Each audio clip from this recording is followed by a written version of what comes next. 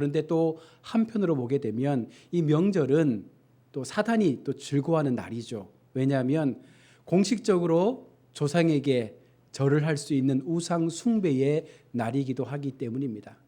그러하기 때문에 우리가 하나님 앞에 바른 믿음을 가지고 산다는 것은 너무나 중요한 것입니다. 특별히 모두에게 좋은 덕담을 나눌 수 있는, 또 모두에게 행복한 그 삶을 공유할 수 있는 그런 지혜로운 명절이 될 수 있기를 원합니다.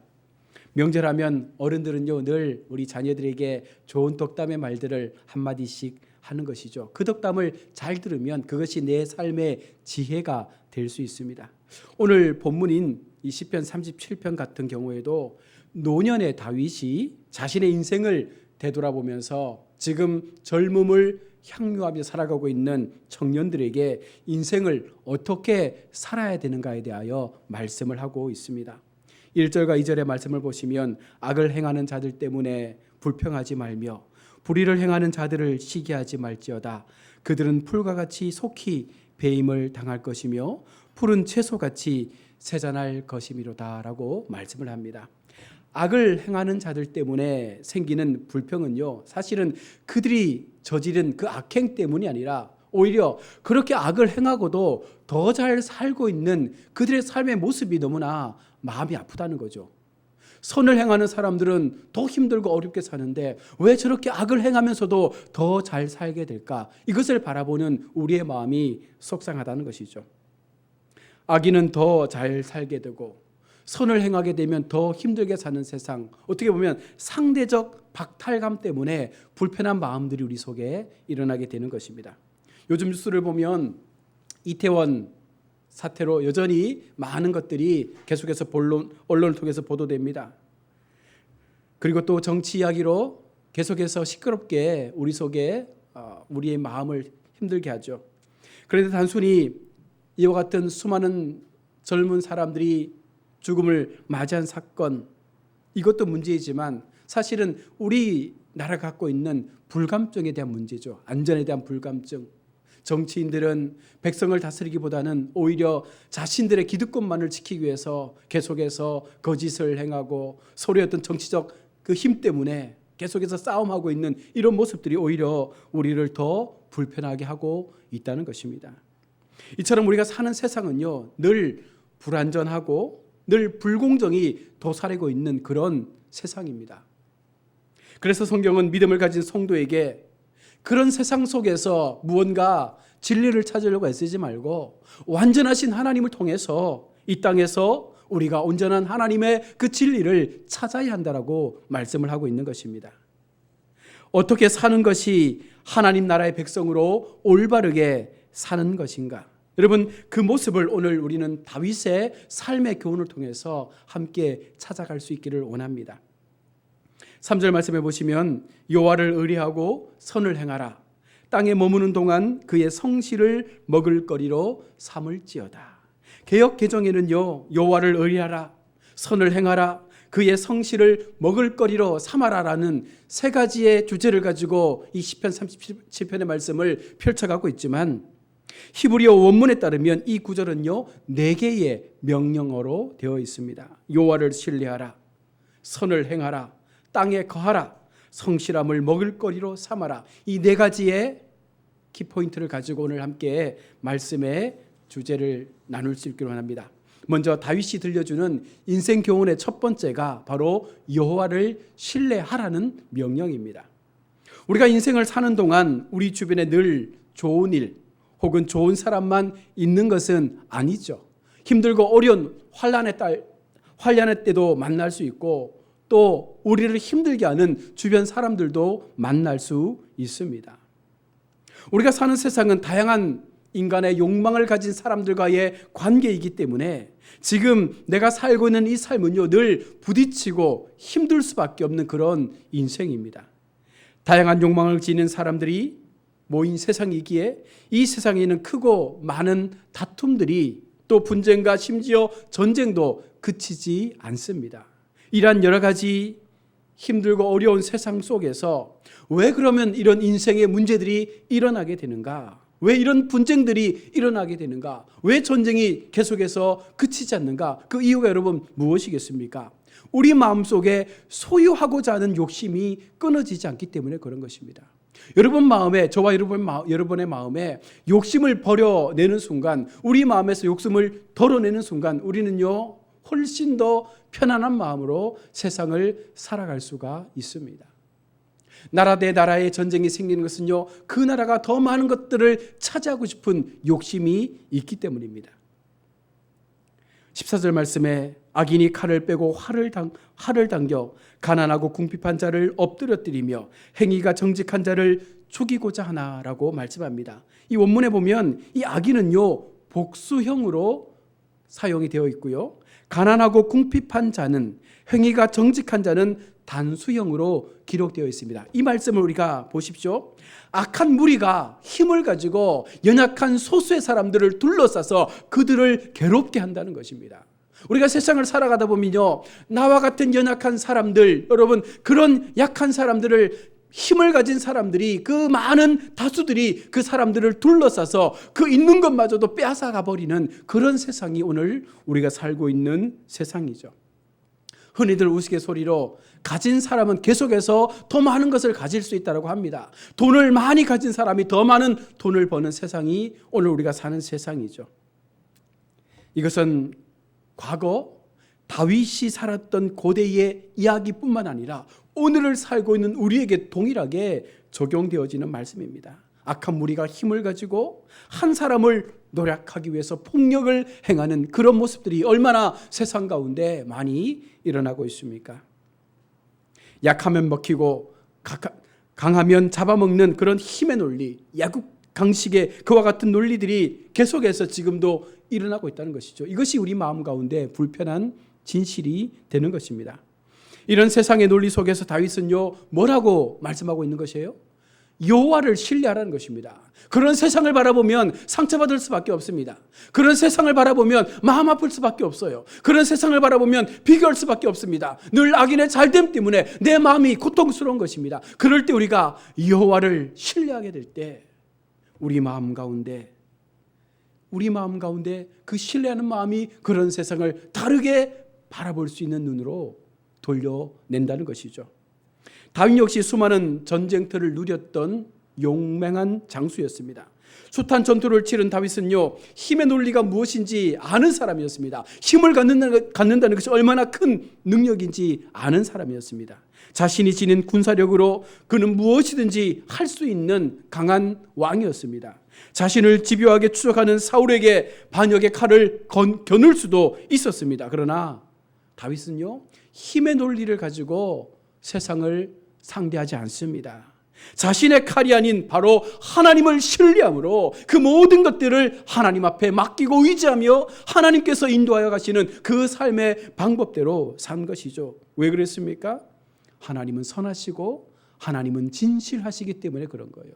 하나님은 내가 당하는 이 수욕과 고난에 대하여 묵인하지 않는다는 것입니다. 악인들이 우리를 향하여 행하는 그 악행에 대하여 하나님은 잠잠하지 않으신다는 것입니다. 왜? 하나님은 신실하시기 때문에 반드시 그의 백성에게 했던 그 모든 부분들을 분명 주님은 갚아주실 것임을 말씀하고 있는 것입니다. 그러하게 우리도 하나님을 신뢰할 수 있는 이 믿음의 삶을 살아야 되는 것이죠. 두 번째 인생의 교훈은요 선을 행하라라고 말씀합니다.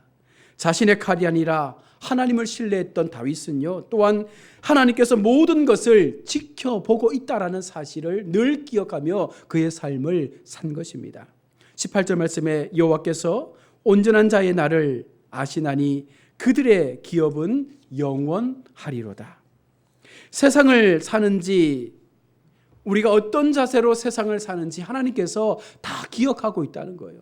저와 여러분들이 세상에서의 삶을 어떤 태도로, 어떤 방법으로, 어떤 모습으로 살아가는지를 다 눈여겨보고 있다는 것입니다. 그렇게 다윗은 하나님 앞에 더욱더 온전한 삶을 살기 위해 몸부림친 것입니다.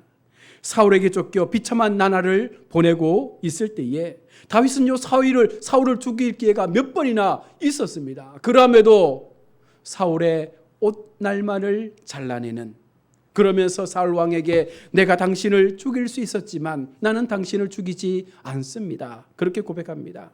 오직 사울이 하나님께 기름 부은 하나님께서 세우신 왕이라는 사실을 인정하며 그 사실 하나 때문에 다윗은 철저하게 자신이 행할 수 있는 그 복수를 하지 않는 것입니다. 심지어 다윗은요, 사울의 죽음 이후에도 사울 왕을 향한 그 예우를 잊지 않고 그 자녀들에게 많은 것들을 나누어 준 것입니다. 하나님을 신뢰하는 다윗에게 바른 삶은요, 바로 선택이 아니라 필수적인 것이었습니다. 우리가 하나님을 믿는다는 것은요, 우리의 삶 속에서 바르게 사는 것은요, 선택해서 사는 것이 아닙니다. 이것은 우리 모두가 하나님을 믿기 때문에 반드시 그렇게 살아야 한다라는 하나님의 요청임을 알고 어떤 상황 속에서라도요, 하나님 앞에 하나님이 원하시는 선을 세워가는 그런 모습의 삶을 우리가 함께 살아가야 하는 것입니다. 또한 세 번째 교훈은요, 땅에 거하라라고 말씀을 합니다. 땅은 우리가 살아가고 있는 현재의 모습을 이야기합니다. 다윗의 믿음은요, 그가 사는 현실 속에서 다듬어져 가고 있습니다. 아무도 눈여겨보지 않았던 집안의 막내인 그 다윗에게 맡겨진 일은요, 들에서 양을 치며 그 양들을 지키는 것이었습니다. 광야에서 양떼를 치며 초원에서 풀을 먹이며 그 풀의 자라남과 그리고 그 풀이 날마다 계절이 바뀔 때마다 변하는 그 모습을 바라보면서 다윗은요, 하나님께서 만드신 이 천지의 움직임에 대하여 날마다 경험하며 산 것입니다. 훗날 그가 자신의 인생을 돌아볼 때에 그의 인생 가운데서 고백되는 것이 무엇입니까? 아, 인생은 풀과 같이 지나가는 것이구나. 우리 인생도 동일하게 풀과 같이 어느 순간 져버릴 때가 있는 것이구나를 깨닫게 된 것입니다. 2절 말씀에 그들은 풀과 같이 속히 배임을 당할 것이나 푸른 채소같이 세잔할 것이미로다. 여러분, 악인들의 결국도 이처럼 될 것임을 다윗은 늘 알고 있었던 것입니다. 악인들이 아무리 번성한다 할지라도 그 인생 역시 결국은 죽음을 맞이할 때가 오는 것입니다. 그래서 결국 풀과 같이 속히 사라져 없어질 것임을 다윗은 자신의 삶을 통해서 분명하게 우리 가운데 교훈해주고 있습니다.